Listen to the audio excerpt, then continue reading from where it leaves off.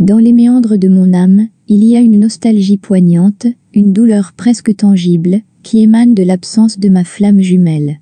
C'est une sensation qui transcende le simple manque, c'est une mélancolie profonde, un appel de mon être le plus intime à une autre partie de moi-même qui semble perdue dans les brumes du temps et de l'espace.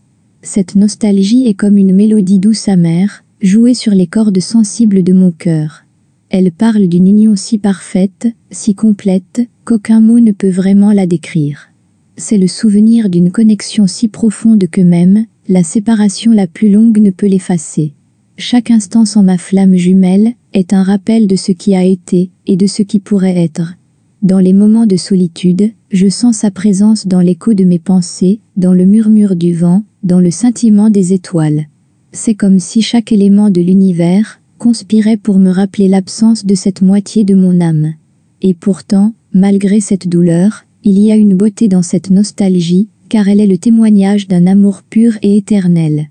Cette douleur n'est pas seulement une souffrance, elle est aussi une source de force. Elle me pousse à regarder en moi, à explorer les profondeurs de mon être, pour trouver la sagesse et la paix. Elle me rappelle que l'amour véritable ne meurt jamais, qu'il réside en moi, attendant patiemment le moment de la réunion. La nostalgie de ma flamme jumelle est un feu qui brûle en moi, un phare dans la nuit de mon âme.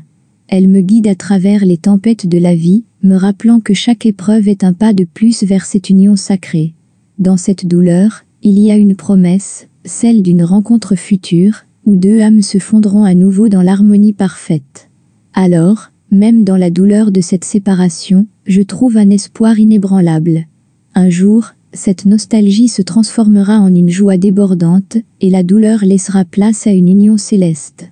Jusque-là, je porte cette nostalgie comme un trésor, un doux rappel de l'amour le plus profond et le plus vrai que j'ai jamais connu.